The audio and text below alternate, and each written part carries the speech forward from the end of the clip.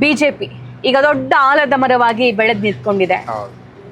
ಒಂದು 30 ವರ್ಷ 40 ವರ್ಷದ ಹಿಂದೆ ನೋಡಿದಂಥ ಸಂದರ್ಭದಲ್ಲಿ ಒಬ್ಬರೇ ಕಾರ್ಯಕರ್ತರ ಕೊರತೆ ಇತ್ತು. ಬ್ಯಾನರ್ಸ್ಗಳನ್ನ ಹಾಕೋದಕ್ಕೆ ಅಥವಾ ಈ ಬಾವುಟ ಕಟ್ಟೋದಕ್ಕೂ ಕೂಡ ಜನ ಇರಲಿಲ್ಲ. ಸೊ ಅಲ್ಲಿಂದ ಇಲ್ಲಿವರೆಗೆ ಹೇಗಿತ್ತು ಆ ಜರ್ನಿ? ನೀವು ಕಟ್ಟಿದ್ದೀರಾ ಬಾವುಟನ? ಖಂಡಿತವಾಗಿಯೂ. ಯಾಕಂದರೆ ತಾವು ಹೇಳಿದಾಗೆ ಅವಾಗ ಪಕ್ಷದ ಕಾರ್ಯಕರ್ತರು ಬಹಳ ಕಮ್ಮಿ ಇದ್ದರು. ಅವಾಗೆಲ್ಲ ಕಾಂಗ್ರೆಸ್ ಸರ್ಕಾರ, ಜನತಾದಳ ಅವ್ರ ಸರ್ಕಾರ, ಅವ್ರ ವಿರುದ್ಧ ಪಕ್ಷ ನಮ್ಮದು ಭಾಳ ಇನ್ನೂ ಶಿಥಿಲಾವಸ್ಥೆಯಲ್ಲಿ ಇದ್ವಿ ನಾವು. ಸನ್ಮಾನ್ಯ ಯಡಿಯೂರಪ್ಪ ನೇತೃತ್ವದಲ್ಲಿ ಅವರು ಇಡೀ ರಾಜ್ಯ ಸುತ್ತಾಡಿ ಪಕ್ಷ ಸಂಘಟನೆ ಮಾಡಿದಾಗ ನಮ್ಮಂಥ ಕಾರ್ಯಕರ್ತರನ್ನ ಐಡೆಂಟಿಫೈ ಮಾಡಿ ಅವರು ಬೆಳೆಸಿದಾಗ ಅವ್ರು ಹಾಕಿಕೊಟ್ಟಂಥ ಮಾರ್ಗದಲ್ಲಿ ನಾವೆಲ್ಲ ನಡೆದಿದ್ವಿ. ಅವಾಗ ನೀವು ಈಗ ಬ್ಯಾನರ್ ಅಂತೀವಿ, ಅವಾಗೆಲ್ಲ ಈ ಬಟ್ಟೆ ಬ್ಯಾನರ್ ಕೈಯಿಂದ ಬರಿತಿದ್ವಿ ನಾವು. ಹೌದು. ಮತ್ತು ಫ್ಲ್ಯಾಗ್ ಇರ್ಬೋದು, ಬಂಟಿಂಗ್ಸ್ ಕಟ್ಟಲಿಕ್ಕೆ ಪಕ್ಷದಲ್ಲಿ ದುಡ್ಡು ಇರಲಿಲ್ಲ, ಯಾರು ನಾಯಕರ ಹತ್ರ ದುಡ್ಡು ಇರಲಿಲ್ಲ. ಇವತ್ತು ಪಕ್ಷ ಬೆಳೆದದೇ ಸಾಕಷ್ಟು ದುಡ್ಡು ಇರ್ಬೋದು. ಆ ಸಂದರ್ಭದಲ್ಲಿ ನಾವು ನಮ್ಮ ಮನೆಯಿಂದನೇ ಊಟ ಮಾಡಿ, ನಮ್ಮ ಮನೆಯಿಂದನೇ ಬಟ್ಟೆ ತಂದು, ಇನ್ಯಾರ್ದೋ ಪೇಂಟ್ ಇಸ್ಕೊಂಡು, ಯಾರೋ ಆರ್ಟಿಸ್ಟ್ ಕಡೆಯಿಂದ ಬರೆಸಿ ನಾವೇ ಕಟ್ತಿದ್ವಿ. ಯಾವುದೇ ಸಭೆ ಇರಲಿ, ಹೋರಾಟ ಇರಲಿ, ಕಾರ್ಯಕ್ರಮಗಳಿರಲಿ, ಅವು ಧ್ವಜ ಎಲ್ಲ ನಾವೇ ಕಟ್ತಿದ್ವಿ. ಅವಾಗ ಯಾರು ಇಲ್ಲ ಬಾಡಿಗೆ ಕೊಟ್ಟು ಕಟ್ಸುವಂಥ ಅಷ್ಟು ಸುಸ್ಥಿತಿಯೊಳಗೆ ನಾವಿರಲಿಲ್ಲ, ದುಡ್ಡು ಇರ್ತಿರ್ಲಿಲ್ಲ. ಯಡಿಯೂರಪ್ಪರು ಬಂದರು ಅಷ್ಟೇ, ಮಾಡಯ್ಯ ಒಂದು ಕಾರ್ಯಕ್ರಮ ಮಾಡ್ರಿ ಅಂತ ನಮ್ಗೆ ಆದೇಶ ಮಾಡೋರು ಅಷ್ಟೇ. ನಾವೆಲ್ಲ ಕಾರ್ಯಕರ್ತರು ನಿಂತು ಮಾಡೋರು. ಸುಮಾರು ಜನ ಇವತ್ತು ಏನು ಉನ್ನತ ಸ್ಥಾನದಲ್ಲಿ ಕಾರ್ಯಕರ್ತರು ಇದ್ದಾರೆ, ಸುಮಾರು ಜನ ಹಳೆ ಕಾರ್ಯಕರ್ತರು, ಅವರೆಲ್ಲ ಧ್ವಜವನ್ನು ಕಟ್ಟಿ ಫ್ಲ್ಯಾಗನ್ನು ಇದು ಬ್ಯಾನರ್ ಕೈಯಿಂದ ಅರಿವೇ ಬಟ್ಟೆ ಇದರಲ್ಲಿ ಬರೆದಂಥವ್ರು. ಇವಾಗೆಲ್ಲ ಪ್ರಿಂಟಿಂಗ್ ಮಷಿನ್ ಬಂದು ಫಾಸ್ಟ್ ಆಗಿದೆ. ಸೊ ಹೀಗಾಗಿ ನಮಗೆಲ್ಲ ಅದು ಮಾಡಿದ ಅನುಭವ ಇದೆ. ಜೊತೆಗೆ ಒಂದು ಸನ್ಮಾನ್ಯ ವಾಜಪೇಯಿ ಅವರು ಪ್ರಧಾನಮಂತ್ರಿ ಸಂದರ್ಭದಲ್ಲಿ ಒಂದು ಸಂಕಲ್ಪ ಯಾತ್ರೆಯನ್ನು ತೆಗೆದಿದ್ರು. Before going to prime minister. ಅವಾಗ ಸಂಕಲ್ಪ ಯಾತ್ರೆ ಇಲ್ಲಿ ಹುಬ್ಬಳ್ಳಿಯಲ್ಲಿ ಬರೋದಿತ್ತು. ಅವಾಗ ಇಡೀ ಹುಬ್ಬಳ್ಳಿ ಅಲಂಕಾರ ಮಾಡಬೇಕಾಗಿತ್ತು. ಆ ಸಂದರ್ಭದಲ್ಲಿ ಯಡಿಯೂರಪ್ಪನವ್ರು ಹಿಂದಿನ ರಾತ್ರಿ ಬಂದರು. ಅವರು ಬಂದು ಒಂದು ರೌಂಡ್ ಎಲ್ಲ ಹುಬ್ಬಳ್ಳಿ ಸುತ್ತಾಡಿ ಬಂದರು. ನಮ್ಗೆ ಗೊತ್ತಿಲ್ಲ, ಅವರು ಬಂದದ್ದು ಗೊತ್ತಿಲ್ಲ, ಎಲ್ಲ ಸುತ್ತಾಡಿ ಬಂದು ನಮ್ಮ ಹೋಟೆಲ್ ಹತ್ರ, ಅವಾಗ ದೊಡ್ಡ ಹೋಟೆಲ್ ಇರಲಿಲ್ಲ, ಸಾಧಾರಣ ಒಂದು ವುಡ್ಲ್ಯಾಂಡ್ಸ್ ಅಂತ ಹೋಟೆಲ್ ಇತ್ತು. ಅಲ್ಲಿ ಬಂದು ನಮ್ಮೆಲ್ಲ ಪ್ರಮುಖ ಕಾರ್ಯಕರ್ತರು ಕರೆದು ಎಲ್ಲರನ್ನು ಚೆನ್ನಾಗಿ ಬೈದರು, ಚೆನ್ನಾಗಿ ಹೋಗಿದ್ರು. ನಾವೆಲ್ಲ ಏನ್ರಿ ಅಂತೀವಿ, ನಾವು ಮಾಡಿದ್ವಿ ಎಲ್ಲ ಒಂದಷ್ಟು ನಮ್ಮ ಕೈಲಾದಷ್ಟು ನಾವು ಕೆಲಸ ಮಾಡಿದ್ವಿ. ಇಲ್ಲ ಅಲಂಕಾರ ಸಾಲ್ತಾ ಇಲ್ಲ, ಬಂಟಿಂಗ್ಸ್ ಕಾಣ್ತಾ ಇಲ್ಲ, ಫ್ಲ್ಯಾಗ್ ಕಾಣಿಸ್ತಾ ಇಲ್ಲ, ಏನು ಮಾಡ್ತಾ ಇದ್ದಾರೆ ನೀವು ಬೈದರು. ನಮಗೆ ಜಂಗಾಬಲವೇ ಹುಡುಗಿ ಹೋಯ್ತು. ಏನು ಇಷ್ಟೆಲ್ಲ ಮಾಡಿ ಮಾರನೇ ದಿನ ಪ್ರೋಗ್ರಾಮ್ 11 ಗಂಟೆಗೆ ವಾಜಪೇಯಿ ಬರೋ. ಅವಾಗ ತಕ್ಷಣ ನಾವು ಎಲ್ಲ ಒಂದಷ್ಟು ಟೀಮ್ ಹುಡುಗರು ಕಾರ್ಯಕರ್ತರೆಲ್ಲ ವಿಚಾರ ಮಾಡಿದ್ವಿ.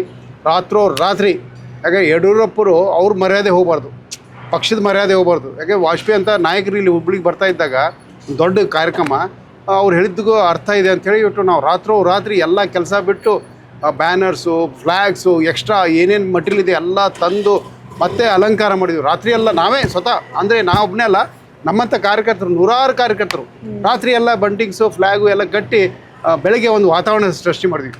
ಅವಾಗ ಕಾರ್ಯಕ್ರಮ ಮುಗಿದ ಮೇಲೆ ಯಡಿಯೂರಪ್ಪನವರು ಶಬಾಷ್ಗಿರಿ ಕೊಟ್ಟೋದ್ರು.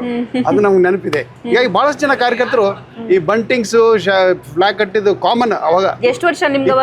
ಅವಾಗ ನಾವಾಗೆಲ್ಲ ನಮ್ಮ 32 ವರ್ಷ ಇತ್ತು. ಅವಾಗಿನ ಕಾರ್ಯಕರ್ತರು ಈ ಕೆಲಸ ಮಾಡಲಿಕ್ಕೆ ಯಾರು ಹಿಂದೇಟ್ ಹಾಕ್ತಿರ್ಲಿಲ್ಲ, ಯಾರು ನಾಚಿಕೆ ಪಟ್ಕೊಳ್ತಿರ್ಲಿಲ್ಲ, ಯಾರಿಗೂ ಕೀಳರಿಮೆ ಇರಲಿಲ್ಲ. ಆ ರೀತಿಯ ಕಾರ್ಯಕರ್ತರು ಏನಾದರೂ ಕೆಲಸ ಹೇಳಿದ್ರೆ ಪಕ್ಷದ್ದು ಎಸ್ ನಾನು ಮಾಡ್ತೀನಿ ಸರ್ ಅಂತೇಳಿ ಮಾಡೋರು. ಅಂಥ ಕಾರ್ಯಕರ್ತರು ಭಾಳ ಜನ ಇದ್ದಾರೆ. ಇವಾಗಿಲ್ಲ, ಇವಾಗ ಸ್ವಲ್ಪ ಎಲ್ಲ ಚೇಂಜ್ ಆಗಿದೆ. ಬಟ್ ಅವಾಗ ಪಕ್ಷ ಏನೂ ಇಲ್ಲದಾಗ ಪಕ್ಷ ಕಟ್ಟಲಿಕ್ಕೆ ಯಡಿಯೂರಪ್ಪರು ಯಾವ ರೀತಿ ಶ್ರಮ ಪಟ್ಟರು, ಅದೇ ರೀತಿ ಕಾರ್ಯಕರ್ತರು ಕೂಡ ಅವ್ರ ಮಾತಿಗೆ ಬೆಲೆ ಕೊಟ್ಟು ಇಡೀ ರಾಜ್ಯದ ಮೂಲೆಯಲ್ಲಿ ಈ ರೀತಿ ಕಾರ್ಯಕ್ರಮ ಇದ್ದಾಗ ನಾವೆಲ್ಲ ಪಕ್ಷದ ನಿಷ್ಠಾವಂತ ಇನ್ಸಿಡೆಂಟ್ ಕೇಳಿದ ಮೇಲೆ ಸರ್, ಪಕ್ಷಕ್ಕೆ ಸಂಬಂಧಪಟ್ಟಂಗೆ ಯಡಿಯೂರಪ್ಪನವರ ಶಿಸ್ತು ಹೇಗಿತ್ತು ಅಂತ ಇನ್ನಷ್ಟು ತಿಳ್ಕೋಬೇಕು ಅಂತ ನನಗನ್ನಿಸ್ತಿದೆ. ಅದೇ ಅವರು ಅಂದರೆ ಕೆಲವೊಂದು ವಿಷಯದಲ್ಲಿ ಭಾಳ ಸ್ಟ್ರಿಕ್ಟ್ ಅಂತ ಹೇಳಿದ್ದೆಲ್ಲ. ಅಂದರೆ ಯಾವುದೇ ಕಾರ್ಯಕ್ರಮ ಮಾಡಿರಿ, ಸಭಾ ಕಾರ್ಯಕ್ರಮ ಇರ್ಬೋದು, ಹೋರಾಟ ಇರ್ಬೋದು, ಇನ್ನು ಯಾವುದೇ ಪಕ್ಷದ ಚಟುವಟಿಕೆ ಇರ್ಬೋದು, ಸಂಘಟನಾತ್ಮಕ ಚಟುವಟಿಕೆ ಶಿಸ್ತುಬದ್ಧವಾಗಿ ಆಗಬೇಕು. ಪಕ್ಷದ ಚೌಕಟ್ಟಿನಲ್ಲಿ ಇರಬೇಕು. ಅಂದಾಗ ಅದು ಸಕ್ಸಸ್ ಆಗುತ್ತೆ ಅಂತೇಳಿ ನಮಗೆಲ್ಲ ತಿಳಿಸ್ಕೊಟ್ಟಂಥವ್ರು. ಮತ್ತು ಅವರು ಹೇಳಿದ್ನಲ್ಲ, ನಾನು ಅವರು ಒಂದು ಜೋಬಲ್ಲಿ ಪೆನ್ನು ಮತ್ತು ಚೀಟಿ ಇಟ್ಕೊಂಡೇ ಬರೋರು. ಏನೇನು ಮಾಡಬೇಕು, ಹೇಗೆ ಮಾಡಬೇಕು, ಯಾವ ರೀತಿ ಮಾಡಬೇಕು, ಯಾವ ರೀತಿ ಮಾತನಾಡಬೇಕು ಎಲ್ಲ ತಮ್ಮದು ಒಂದು ಪ್ರಿಪ್ರೇಷನ್ ಮಾಡ್ಕೊಂಡೇ ಬರೋರು. ಅದನ್ನು ನಮಗೆಲ್ಲ ಹೇಳೋರು. ಸೊ ಹೀಗಾಗಿ ಅವರಿಂದ ನಾವು ಭಾಳಷ್ಟು ಕಲ್ತಿದ್ವಿ. ಹೀಗಾಗಿ ಎಲ್ಲ ಕಾರ್ಯಕ್ರಮಗಳು ಮತ್ತು ಸಂಘಟನಾತ್ಮಕ ವಿಷಯಗಳು ಸಕ್ಸಸ್ ಆಗ್ತಾ ಇದ್ವು. ವಿಶೇಷವಾಗಿ ಹೋರಾಟಗಳು, ಯಾಕಂದ್ರೆ ಕಾಂಗ್ರೆಸ್ ವಿರುದ್ಧ ಹೋರಾಟ ಮಾಡೋದು ಅಷ್ಟು ಸರಳ ಇರಲಿಲ್ಲ. ಅವ್ರು ಮಾತು ಎತ್ತಿದ್ರೆ ಕೇಸ್ ಹಾಕ್ತಿದ್ರು, ಮಾತು ಎತ್ತಿದ್ರೆ ನಮ್ಗೆ ಲಾಠಿ ಏಟು, ಮಾತು ಎತ್ತಿದ್ರೆ ಅರೆಸ್ಟ್ ಮಾಡ್ತಿದ್ರು ನಾವು. ಅಂಥ ಸಂದರ್ಭದಲ್ಲಿ ಅವ್ರ ನೇತೃತ್ವದೊಳಗೆ ಪಕ್ಷ ನಾವೆಲ್ಲ ಕೆಲಸ ಮಾಡಿದ್ದಕ್ಕೆ ಇಂಥ ಸಂದರ್ಭದಲ್ಲಿ ಪಕ್ಷ ಹೆಂಗ್ ಬೆಳೆಸಿದ್ರಿ ಮತ್ತೆ ನೀವು? ಅದೇ ಅವರು ನೇತೃತ್ವ, ಅವ್ರು ಹೇಳಿದಾಗ ನಾವು ಕೇಳುವಂಥ ಸೈನ್ಯ ಅಂದರೆ ಕಾರ್ಯಕರ್ತರ ಪಡೆ. ಅವರು ಪ್ರತಿಯೊಂದು ವಿಷಯದಲ್ಲಿ ಇನ್ನೊಂದು ಶಬ್ದ ಬಳಸ್ತಿದ್ರು. ಅವರು ದೇವ ದುರ್ಲಭವಾದಂಥ ಕಾರ್ಯಕರ್ತರು ಅಂತ ಹೇಳ್ತಿದ್ರು. ಅದು ನಮ್ಗೊಂಥರ ಹೆಮ್ಮೆ ಆಗೋದು. ನಮ್ಮ ನಾಯಕರು ಹೇಳಾಗ್ತಾರೆ ರೀ ಅಂತೇಳಿ ನಾವೆಲ್ಲ ಖುಷಿಯಿಂದ ಕೆಲಸ ಮಾಡ್ತೀವಿ. We use to enjoy the party work that time. ನಮ್ಗೇನು ಕೀಳರಿಮೆ ಅಥವಾ ಯಾವುದು ಬೇಸರ ಅನಿಸ್ತಿರಲಿಲ್ಲ. Really we are enjoyed lot ಆ ಸಂದರ್ಭದಲ್ಲಿ. ಓಕೆ. ಸೊ ನಿಮ್ಗೆ ಯಡಿಯೂರಪ್ಪನವರ ಆದೇಶ ಆಯ್ತು ಅಂತಂದ್ರೆ ಮನೆ ಮಠ ಅದೇ ಏನು ಕಾಣಿಸ್ತಿರ್ಲಿಲ್ಲ.